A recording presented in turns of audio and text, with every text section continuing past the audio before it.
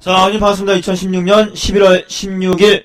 오늘은 수요일입니다. 자, 수요일 아침 시황 이슈 레드힐과 함께 합니다. 소리 체크 한번 하겠습니다. 들리시면 숫자 1번 눌러주세요. 잘 들리시면 숫자 1번 눌러주세요. 마이크 테스트. 소리 체크 합니다. 들리시면 숫자 1번. 오늘은 수요일, 그리고 수능일 2분 날입니다. 내일 수능이죠. 잘 들리시는 것 같으니까요. 아침 시황 진행합니다.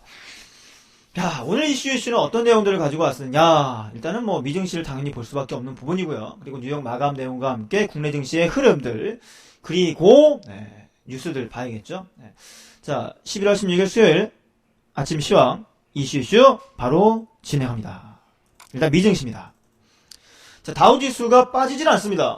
트럼프 충격, 얘기 나오면서, 빠지는 거 아니냐, 걱정 많이 했었는데, 채권금리는 끌어올립니다. 그러니까 부담감이 생긴다는 얘기죠. 불안성이나 이런 것도 생기기 때문에, 채권금리 상승과 함께, 빅스지수 얘기 나왔지만, 그 부분도 올라갔었는데, 지수가 안 빠집니다. 왜 그럴까요?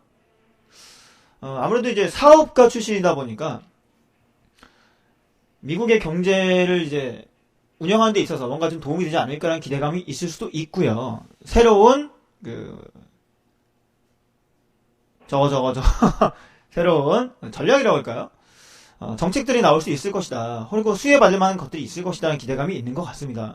자, 미증시가 신고가를 갱신합니다. 다우존스 산업지수가 신고가 갱신했다라는 얘기가 나와주고 있고요. 18,900포인트대, 이 19,000포인트에 진입할 수도 있을 것 같다라는 생각이 듭니다. 그쵸? 다음 월봉 기준, 월봉 지수 양봉입니다. 신고가. 주봉 기준 양봉. 그런데 말입니다. 여기서 우리가 또 성대모사 약간 답니다. 김상중 성대모사. 그런데 말입니다. 네. 앞으로의 방향은 어떻게 될 것이냐. 최근에 상승이 나오고 올라오긴 했는데 계속 갈 거냐 이거죠. 19,000포인트 선 정도에 진입을 하거나 조금 더 올라간 이후, 그러니까 이번 주 정도까지 올라가고요.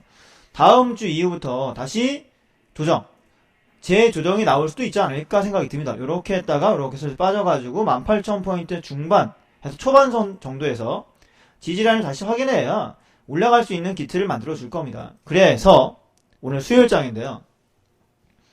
일반적으로 한 주의 흐름을 볼 때 수요일 정도가 변곡이 될 가능성이 높습니다. 즉 오늘이죠. 오늘 밤과 내일 새벽까지 해서 변곡이 될 가능성이 있다라고 보여집니다. 웬만큼 끌어올렸고 19,000포인트 인근까지 온다라면 저항이 될 수 있을 만한 구간이므로 다우지수가 이번 주까지 오르고 다음 주부터 음봉이 좀 나오거나 박스권 혹은 조정의 형태가 나올 수 있지 않을까라는 생각을 하게 됩니다. 자, 일간 기준입니다. 잘 갔습니다. 오르고 십자형 음봉 나왔다가 좀 더 올랐는데 상승 중에 십자형 캔들이나 이제 윗꼬리 도지형 캔들 나오게 되면 추세 전환이 나오죠. 하락으로. 하락 중에 십자형 캔들이나 아래꼬리 T자형 캔들 나오게 되면 추세 전환 상승이 나옵니다. 지금은 상승 기간 중에 십자형 캔들이 전전거래일이죠. 전전거래일. 이틀 전 나왔고 전거래일 양봉 나왔지만 조정이 나올 수 있는 가능성. 역시 19,000포인트 선 다우지수 인근에서 조정이나 하락이 나올 수 있는 가능성을 배제할 수가 없다라고 보여집니다. 그쵸? 자, 나스닥으로 넘어갈게요. 나스닥 역시 신고가 갱신합니다. 얼마 전에도 이제 다우가 좀 떨어질 때도 나스닥은 좀 잘 버텼는데 기술주들의 뒷심이라고 할까요? 에너지가 살아있다라고 볼 수가 있습니다. 자, 나스닥 월봉 지난주 고점, 지지난주 고점 찍고 이번 주는 아래꼬리가 지금 깁니다. 이번 달 꼬리가 좀 길어요. 아래꼬리 양봉인데 역시 조금 조정의 형태인 것 같습니다. 주봉 형태 갈까요? 자, 다우와 좀 다르게 다우지수 같은 경우는 주봉상 지난주 이번 주에 최고점 찍고 나스닥은 이미 지난달 한 달 두 달 전에 고점을 찍고 조금 내려오는 모습이었습니다. 그러니까 나스닥의 방향이 다우의 방향을 좀 견인한다라고 볼 수가 있을 것 같아요. 그쵸? 좀 내려올 수 있을 것 같다. 5,000포인트나 4,000포인트 후반선 기대할 수 있다라고 보여지고요. 5,000 초반대에서 끌어올렸는데 고점이 계속 떨어집니다. 그쵸? 네, 계속 떨어집니다. 그래서 어떻게 예상해야 되느냐? 제가 보기에는요. 여전히 트럼프가 대통령이 당선이 되고 또 자꾸 얘기 나옵니다. 오늘 아침에 뉴스를 보니까 이런 게 나옵니다. 트럼프가 어떤 얘기를 하냐면 백악관 말고 우리 집에서 일하면 안 되나요? 이렇게 얘기했답니다.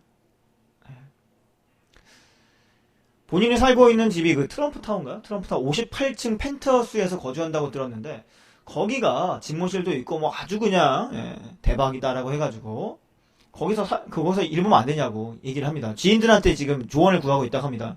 왜 그럴까요? 평생 자기 하고 싶은 대로 살고 했는데 대통령이 돼서까지도 자기 하고 싶은 대로 살고 싶으신가 봅니다. 참 걱정입니다. 걱정이에요. 이 수장이라는 자리가 누군가를 책임을 지고 그리고 도움을 줘야 되는 위치인데 자기 하고 싶은 대로 하고 싶다라는 얘기, 그 얘기 나올 때만 또 걱정이 됩니다. 하긴 뭐 우리나라에서 우리가 그런 말 할 처지는 아니지만 조금 거시기 하죠. 자, 뉴욕만 갑니다. 뉴욕만 뉴스. 다우가 또 사상 최고치를 갱신합니다. 트럼프 효과 시들, S&P, 나스닥 하락. 자, 다우존스 산업지수가 금융업종 강세에 힘입어서 6일 연속 상승이 나왔어요.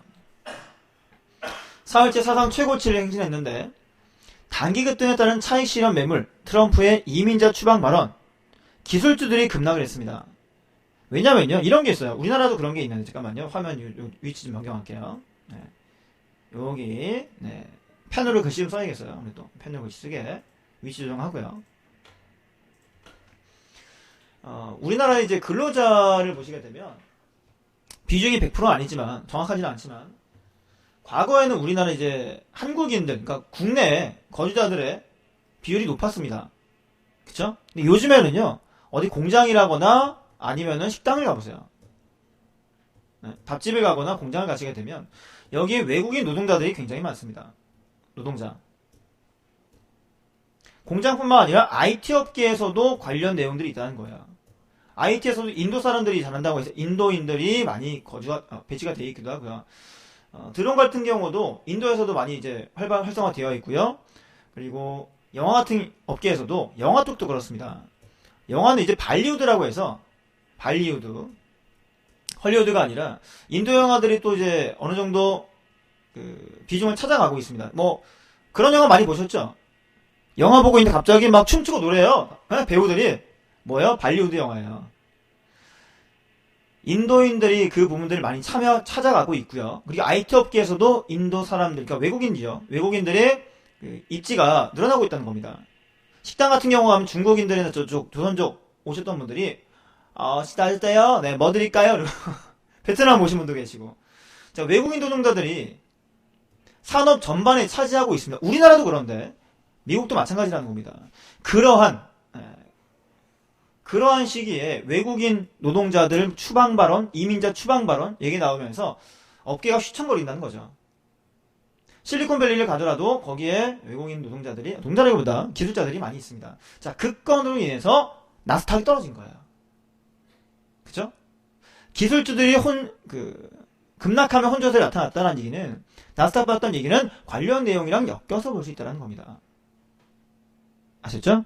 자, 뉴욕 증시에서 다우지수는 전거래일보다 21.03포인트 상승, 18,868.69포인트. 우리나라는 언제 갈까요? 한 100년 뒤에 갈라나? 갔으면 좋겠네. 자, 반면에 S&P 500 지수는 0.25포인트 빠졌습니다.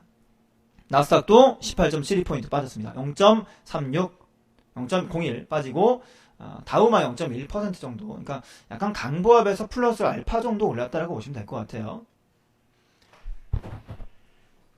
자, 뉴욕 증시는 업종별로 시비가 갈렸다고 합니다. 금리 상승과 규제 완화에 대한 기대감 때문에 금융업종이 올랐어요. 우리나라는 반대예요. 잠시 뒤에 얘기하겠습니다. 자, 금리 상승, 규제 완화에 대한 기대감 때문에 금융주 올랐다. JP모건 체이스, 골드만삭스가 3.7, 2.6 올랐다고 하죠.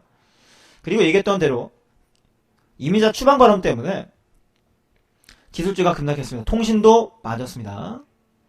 자, 똑같은 얘기예요. 쭉쭉쭉 넘어간다면 두 번째 전략에 트럼프가 시간의 단일가 매매 종료되었습니다. CBS와의 인터뷰에서 약 200만에서 300만원 다는 범죄자, 범죄 기록 보유자, 갱단 조직원, 마약거래상 등 불법 체류자들을 미국에 쏟거나 감옥에 보낼 거다라고 되어 있는데 이 사람들만 쫓아내는 게 아니겠죠. 그쵸? 거기에 플러스 알파가 들어가기 때문에 걱정이 된다는 거죠. 자, 그 다음에 달러 트럼프 효과로 6일째 상승, 약 1년 만에 최고치다. 경기 부양 기대감, 국채 수익률 급등, 채권이 올라가고 있다고 하죠. 최고가로 급등했다라고 나와줬는데, 트럼프 당선되면서 내년에 프랑스와 독일, 네덜란드, 유럽 지역 선거에도 국수주의, 보호무역주의 앞선 후보가 당선될 수 있겠다라는 얘기가 나오고 있습니다. 걱정되는 부분이기도 해요. 달러 유로 환율이 1.13% 급락했다고 합니다. 1.0727달러, N달러 환율 1.59% 급등했다. 뭐 넘어가시면 될 것 같고요. 자, 그리고 국제유가가 달러 강세에 공급 과잉 우려가 지속이 되고 있습니다. 일제히 하락하고 있다. 기름값 많이 보시죠? 유가 많이 보시는데 달러 강세를 보입니다. 그리고 안전자산이 이제 한 3개 정도라고 얘기를 해요. 화폐 쪽에는 달러, 그리고 뭐 엔화도 있고 위안화도 있는데 흔히 달러를 많이 얘기하죠. 달러 안전자산 얘기하고 있고요. 그 다음에 유가 지수에 연동된 거 볼 수 있고요. 금값 같은 경우도 마찬가지입니다. 이 3가지가 이제 어느 정도 밸런스를 맞춰야 되는데 금값이 급등해 주면서 유가는 하락이 나옵니다. 공급 과잉 우려까지 섞이면서 미국의 쉘 오일 생산이 감소할 것이라는 전망의 낙폭을 어느 정도 많이 했다고 하지만 좀 떨어지는 모습이고요. 43달러대 기록되어 있습니다. 42달러대에서 약간 올라갔다고 하네요. 런던 아이스 선물 거래소에서 북해선 브렌트유도 44.42달러, 40달러대로 저는 어느 정도 안정적인 가격대에 위치해 있다라고 볼 수 있습니다. 국제금값 달러 강세 5개월 최저치 행진. 달러 아니면은 만약 달러가 좀 떨어지거나 이제 하면요. 금값이 올라가야 돼요. 안전 자산이기 때문에. 얼마 전에 트럼프 11월 9일이죠. 트럼프가 대통령 당선이 되면서 엘컴텍이라는 종목이 올랐습니다. 금 관련주예요. 트럼프 대통령 되고 나니까 빅스 지수 올라갔다고 했죠. 올라가고 시장 불안성 강화되고 그러니까 보석류, 귀금속류, 금값의 가격이 급등했었는데 달러 올라가면서 다시 빠지고 있는 거죠. 그렇죠? 자, 그리고 구리 팔려는 가격은 강세를 보인다. 트럼프 정부에서 사회 인프라 투자가 확대될 거라는 소식 때문에 올라갔다고 하는데 건설업종들이나 이런 것들도 수혜를 좀 많이 받았었습니다. 자, 유럽 증시 은행 강세, M&A 영향으로 일제히 상승했다. 이게 또 그대로예요. 은행주가 강세를 보인다라는 얘기고요. 국내에는 좀 반대되는 얘기가 있으니까 잠시 뒤에 살펴보도록 하겠습니다. 자, 그래서 중요한 건 미증시는 올랐는데 계속 올라갈 거냐, 급등할 거냐 라기보다는 어느 정도 조정이 나올 만한 시기가 아닌가라는 생각을 해봅니다. 자, 이제 국내로 갑니다. 코스피 코스닥. 코스피 연봉 전거래일날 1967에 마감했어요. 2000 돌파했다가 내려왔다가 난리죠. 어젠가? 지난주 기사죠. 지난주 기사를 통해서 각 증권사에서 예측하고 있는 내년도 국내 변동폭, 코스피의 변동폭을 보게 되면 2200에서 1900 정도를 얘기합니다. 이 정도예요. 맨날 그 자리죠. 맨날 그 자리예요. 또 그 안에 갇혀 있습니다. 지금도. 1900포인트 중후반대에서 갇혀 있는 모습이고 월봉상 그림 간다라면 2달간의 음봉과 함께 아리꼬리. 다음 달도 꼬리 좀 달려준다라면 지금 저점이 올라오고 있기 때문에 그래도 1900포인트 뭐 초반 완전 깨기보다는 중반선 이상에서 중반선 부근에서 또 지지받고 하지 않겠나 생각이 듭니다. 주봉상 그림 갑니다. 지난주 음봉, 이번주 음봉 하나, 둘, 셋, 네 개, 네 번의 음봉인데 추세를 그려본다라면 보세요. 이렇게 그려보시게 되면 저점이 좀 올라오는 모습이에요. 1950 부근에서는 그래도 지지를 받지 않을까라는 기대를 하게 합니다. 그쵸? 기대감을 갖고 좀 내려온다면 밑에도 잡아야겠다라는 생각이 드네요. 코스피 일봉 봐도 마찬가지 1960 이하 1940 밑에 갔다 왔지만 어제 그렇게 안 빠졌습니다. 좀 버텼습니다. 미증시 다우지수가 올라왔기 때문에 오늘 약간의 반등을 한번 노려볼 수 있지 않겠나라는 생각이 듭니다. 다음 코스닥. 이거는 뭐 제가 연봉을 가지고 1년 내내 얘기하기 때문에 뭐 사실 별다를 건 없습니다. 계속 봤던 그대로예요. 장대 양봉 내지는 2년에 걸친 양봉의 흐름 이후에 음봉의 몸통을 통해서 아래꼬리 발생 600 이하. 그리고 내년도에도 비슷한 모습이라면 내년도에 이제 캔들 그려볼게요. 빨간색으로. 내년에 그 대선 테마가 대선 일정이 있기 때문에 대선 일정과 함께 관련 내용 본다면 이런 식으로 그림 만들어주면은 이제 거의 뭐 쌍둥이 캔들이라고 볼 수 있겠죠. 요걸 합치면 요 2014년 14년도죠. 13, 14년도의 모습. 아니 14, 15죠. 올해 16년이니까 14, 15 합쳐서 요거 하나 만들고 올해 요 음봉 만들고 내년도에 양봉 이렇게 만들게 되면 내년 아마 대선 일정 다가오는 시기에 관련 테마 종목도 이렇게 뻗을 수도 있습니다. 한 800 정도 하면 찍을 수도 있지 않을까 라는 기대를 하게 합니다. 그래서 코스피가 지금 뭐 2000을 깨고 1900 중반 오고 하더라도 코스닥군에 대해서 접근을 잘한다라면 코스닥군에 접근을 한다라면 또 크게 수익 낼 수 있는 기회 오지 않을까라는 생각을 합니다. 우리가 5년마다 대선을 치르는데 5년마다 기회가 왔습니다. 5년마다 기회가 왔어요. 예전에 이명박 정권 시대에 보성파워텍이라거나 아니면은 오성파워텍도 거의 1000% 갔어요. 그거 말고 뭐 건설업종 있죠. 뭐 울트라 건설 이런 거 있었는데 선거 전에 갔다 내려왔고요.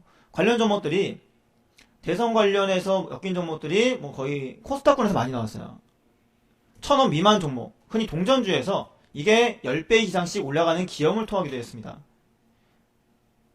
가장 최근에 있었던, 그러니까 4년 전에 있었던 지금 현 정권, 박근혜 정권 시기에 갔던 종목들 보시게 되면 안철수 테마와 함께 박근혜 현 대통령님 테마 뭐 아가방 컴퍼니나 보령 매장사 같은 거 있죠. 그거 같은 경우 거의 10배를 갔어요.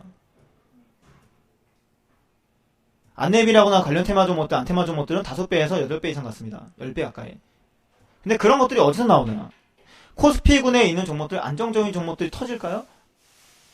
그것보다 코스닥군에 있는 개별주들 그리고 중소형주에서 터지면 10배 이상씩 나오기도 합니다. 그래서 우리가 코스닥에 주목을 해야 되는 거죠. 맞죠? 네, 잘 지켜보셔야 됩니다. 자, 코스닥 월봉의 형태. 이번 달 아랫골이 달리면서 600 깼습니다. 근데 그 깼던 모습이나 눌렀던 자리가 어디랑 합치되느냐? 여기 이렇게. 내년에 양봉 나오면 딱 되는 거죠. 타이밍상 정확합니다. 아주. 그림이 딱 좋아요, 지금. 600이 확실히 깼기 때문에 이 자리에서 내년도에 양봉으로 한 800 정도까지 가주면 완벽한 시나리오가 만들어집니다. 근데 만약에 안 가면 어떡하죠? 안 가면? 레드캔을 간다며! 안 갈 수도 있습니다만, 지금까지의 흐름이나 파형을 봤을 때는, 그리고 이슈들을 봤을 때는, 올릴 가능성이 높다라고 판단됩니다. 약 70에서 80% 이상으로 보여집니다. 거기에 대비를 해야 되는 거예요. 지수 빠지고 지금 트럼프 대통령 되고 시장 분위기 이상한데 어수선한데 그만할까 싶은 생각을 하더라도 이걸 본다면 그러면 안 된다는 거죠. 주식시장에서 발을 빼면 안 됩니다. 발을 빼지 말고 계속 지켜보면서 기회를 찾으셔야 돼요. 아셨죠? 자, 코스닥 주봉입니다.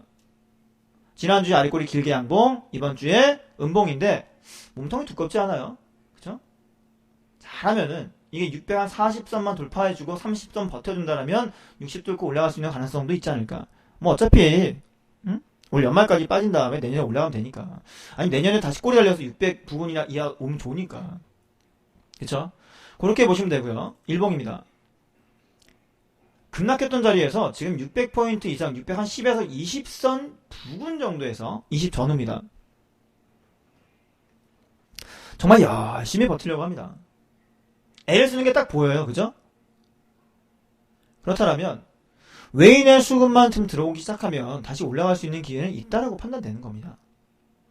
자, 수급을 보시면 누가 사에 올라가요? 외국인 개인 기관 중에 외국인이 사에 올라갑니다. 근데 전거래일 같은 경우는 외국인들이 팔았어요. 그래서 외인들의 수급이 들어오고 주가가 조금 머리 맞을 만한 자리 이렇게 하겠지만 거기서 살짝만 넘어가 주기만 하면 돌파만 나오게 되면 오를 수 있는 가능성은 충분히 있다라는 판단입니다.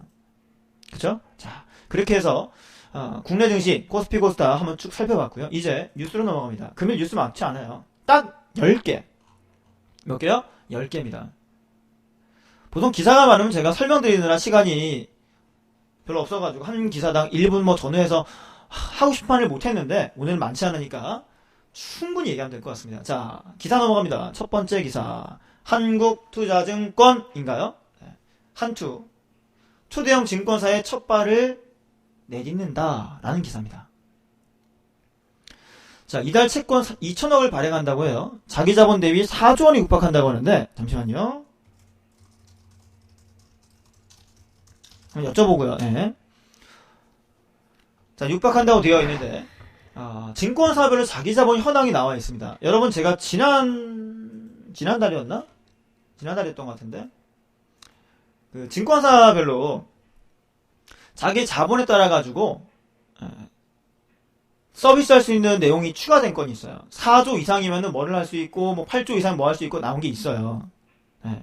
그 건 때문에 지금 한국투자증권이 4조 원 정도를 만들려고 하고 있는 걸로 보였습니다. 현재 미래에셋 대우와 NH투자증권 요 두 개 회사만 4조 이상의 자본을 가지고 있습니다. 네? 잠깐만요. 예. 아우, 역시 대박. 대박. 볼까요? 여기 나와있죠? 다들 방송을 들으시면서 필요한 내용을 다 알려줍니다. 4조 8조 이상 뭐합니까? 만기 1년 이내 어음 발행 자기자본 200% 이내 허용, 기업 대상 환전 업무, 합병 미래에셋 대우와 NH투자증권. 요거! 감사합니다. 감사합니다. 역시. 8조 이상은 뭐합니까? 종합투자계좌와 부동산 담보신탁 업무 허용. 해당 없어요, 지금. 아까 6조가 최고거든요. 6조 7천억. 3조 4조만 돼도 요 밑에 내용들, 기업, 신용, 공여, 자본 어쩌고 100%까지 허용 나오죠. 요걸 200%까지 끌어올리고 4조 이상의 대기업으로 만들려고 한다는 거죠. 그죠? 그래서 요건 때문에 지금, 잠깐만요. 요건 때문에 한국투자증권이 채권 발행한다는 얘기가 나와주고 있습니다. 자, 그 밑에 있는 기업들 보시게 되면 KB증권이 그나마 이제 한 500억만 발행하면 되죠. 삼성증권 한 2천억 남았고, 한투가 한 6천억 남았는데, 일단 2천억을 발행하고 추가 시작해서 4조 원까지 끌어올리려는 모습으로 보였습니다. 신한금융투자도 2조 5천억이니까 이건 멀었어요. 아직 한참 멀었어요. 신한은. 그나마 3조 원대 이상 올라가 있는 이 세 개 증권사가 조금만 자본 확충하게 되면 4조 이상의 대형 인프라를 만들 수 있다는 거죠. 자, 한국투자증권이 이제 시작을 했다라고 합니다. 첫 발을 디뎠답니다. 15일 어제죠? 한국투자증권의 지주사 한국금융지주가 공시를 통해서 채권 2천억을 발행해서 자기자본 확충에 사용한다라고 되어 있습니다. 내년 2분기입니다. 2017년 2분기에 시행 예정인 초대형 투자은행 육성을 위한 종합금융투자사업자 제도를 준비하기 위함입니다. 이거를 무슨 초대형 IB 뭐 어쩌고 이게 나오더라고요. 그죠? 그 절차가요, 이달 중에 완료가 된다고 합니다. 이번 달 열린 이사회에서 승인할 때까지 자금을 은행, 예금 등 안정성 높은 금융상품 통해 운영한다고 되어 있는데, 뭔가 좀 새로운 단계로 넘어가는 게 필요해요.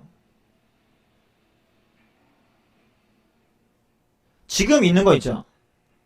지금 한 달에, 예를 들어서, 한 달에 내가 한 300만 원을 월급 받는다. 급여를 받고 혹은 매출이 1년에 한 달에 한 1억씩 나온다. 라고 한다면, 아이고, 한 달에 1억 매출을 하고 내가 한 3, 400, 500 받으면, 뭐 됐지 뭐! 이러고 넘어가실 거예요? 안 된다는 거예요.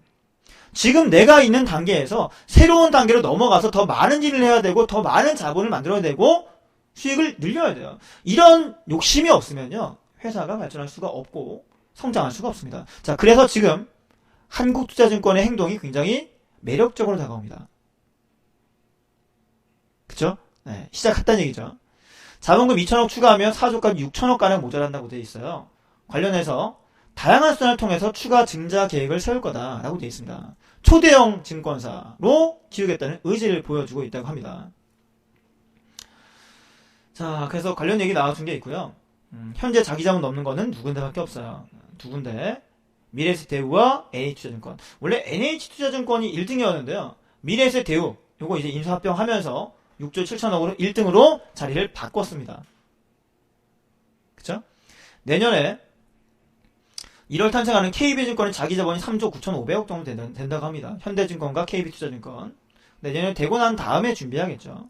자, 그래서 지금 금융업종이나 증권사들은 뭔가 변화를 꿈꾸고 있다. 그러면 다른 업계들도 그러한 준비를 하지 않으면 도태될 수 있다는 겁니다. 금융업종. 그래서 우리 회사도 지금 더 다양한 것들, 더 많은 것들, 그리고 더 심도 있게 준비하고 있는 것들입니다. 여러분도 멈춰서지 마십시오. 구르는 돌에는 이끼가 끼지 않고 굴러가야 목적지까지 갑니다. 자, 다음 기사. 자산 5조에서 10조 미만 기업 집단 공시 의무화 얘기예요. 일감 몰아주기 금지 대상에도 포함이 된다. 대기업 집단 자산 규모에 따라 규제된다고 되어 있는데 상호 출자 제한 기업 집단 지정 기준이요. 10조 이상이었습니다. 그죠? 10조 이상인데 총수 일가 사익 편취 금지 규제와 공시 의무는 기존의 자산 규모 5조 이상에 그대로 적용이 된다고 합니다. 이거 누구 때문일까요? 누구 때문이에요? 지난주에 기사 나왔던 거 있잖아요. 제가 시황했을 때. 대기업들을 보게 되니까 상위 몇 개 그룹? 이 기업들이 지금 자회사라거나 관계사에다가 일 다 하나 끼고 SI 업종에 다 넘겨주고 해가지고 지네끼리 짬짬이하고 해먹고 난다. 그래가지고 이 얘기 나와주는 거예요. 근데 그 이해가 되면서도 좀 그래서 지금 정부에서 하는 얘기가 뭐냐면 5조 10조 미만 기업 집단도 의무화를 하겠다는 겁니다. 니네 어디다가 수주 줬냐?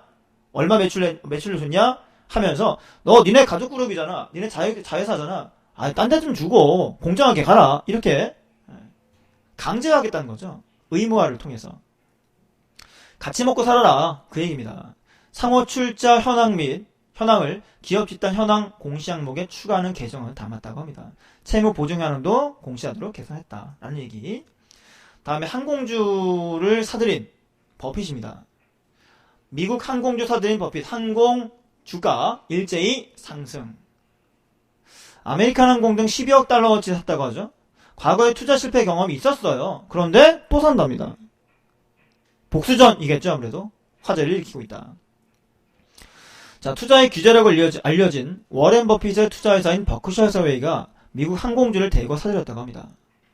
버핏이 1989년 미 항공사 US 에어웨이에 손댔다가 크게 손해봤었는데 그동안 손 안 댔다고 합니다. 근데 이번에 항공에 투자를 하니까 이번엔 진짜 뭐 있나?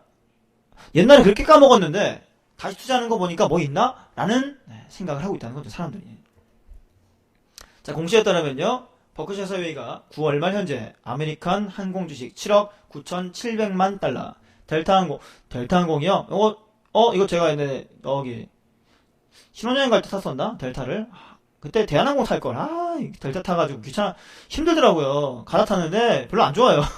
그래도 항공 주식 2억 4,930만 달러, 유나이티드 항공 주식 2억 3,700만 달러치를 보유 중이다. 약 1조 5천억 원치를 가지고 있다고 얘기 나옵니다. 그리고 CNBC의 방송 나와서요.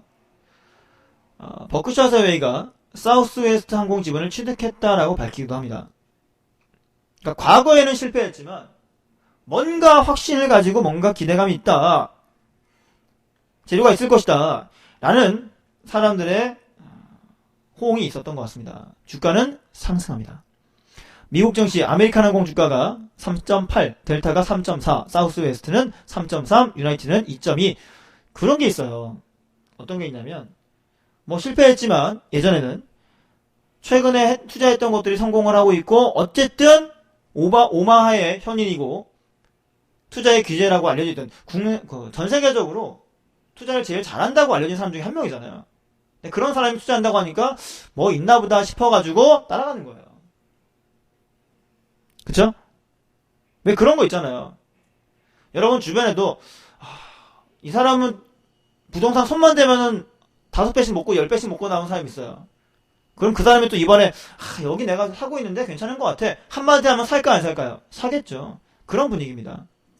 따라가는 투자가 좀 있다. 라고 해서 항공주들이 손을 올라가고 있다는 얘기고요.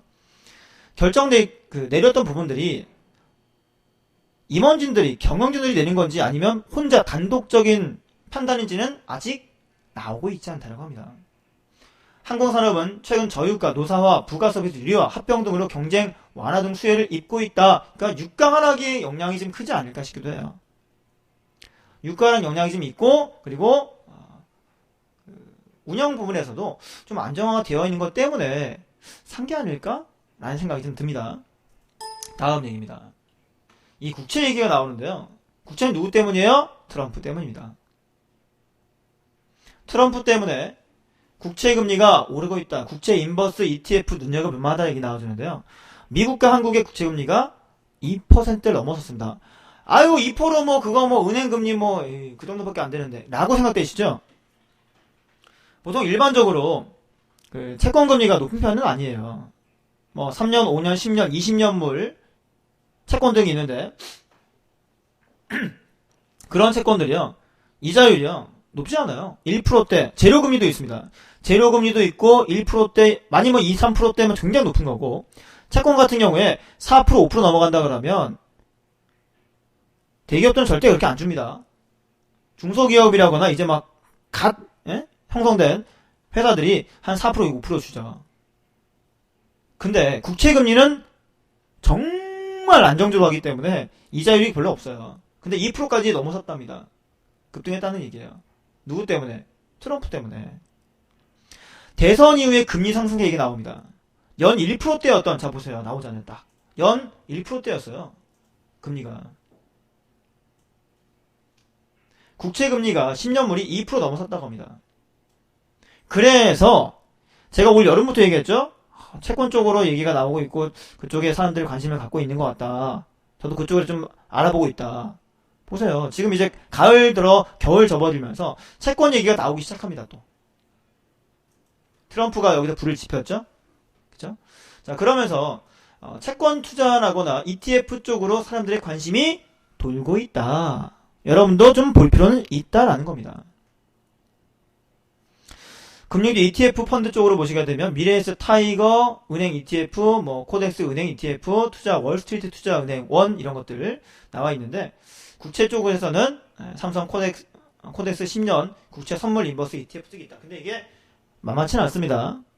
그러니까 시장의 분위기가 그렇다는 정도로 보시고 그러면 국채 사야지 채권 사야지가 아니라 이런 식으로 돌고 있다는 정도를 알라는 얘기예요. 또 이런 얘기하면 사더라고요. 막 사지 마세요. 자, 월가 95.5%가 연준 내년 다음 달 12월 달에 기준금리 인상할 것이라는 판단을 내놓고 있습니다.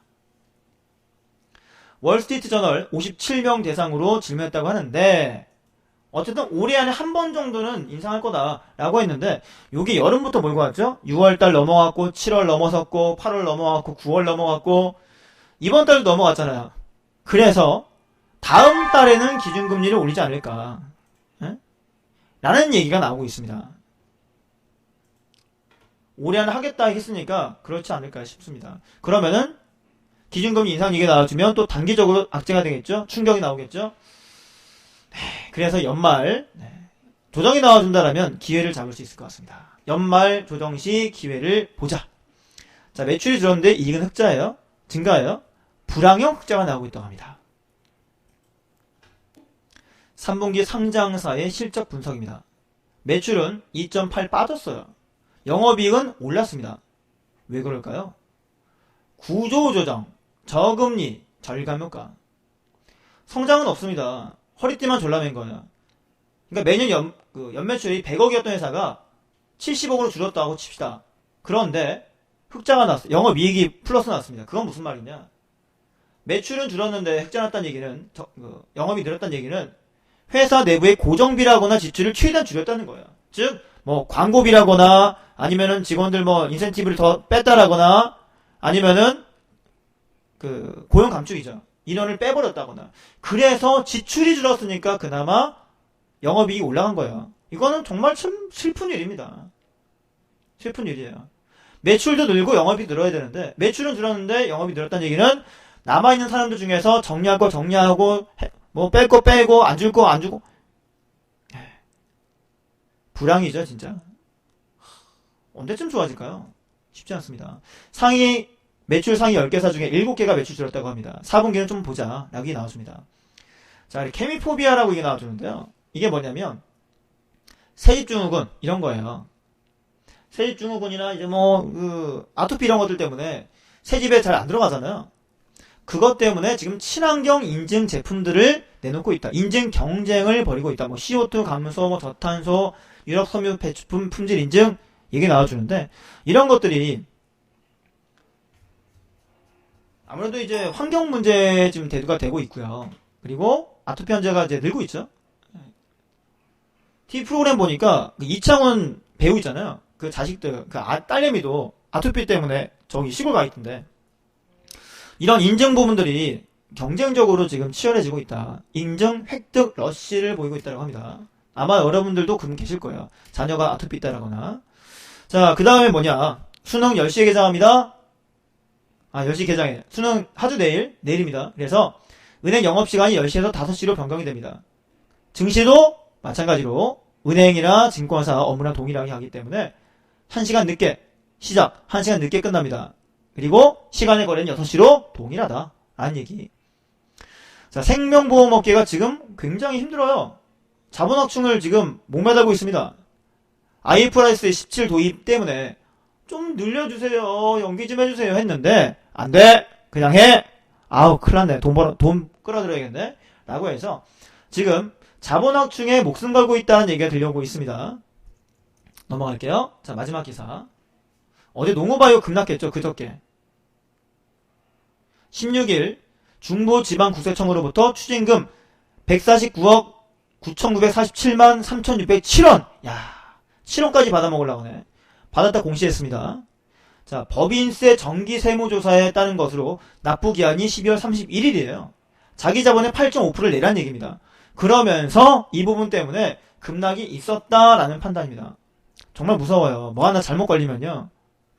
세무조사 잘못 걸리면 한방입니다. 그래서 찍히면 안 돼요.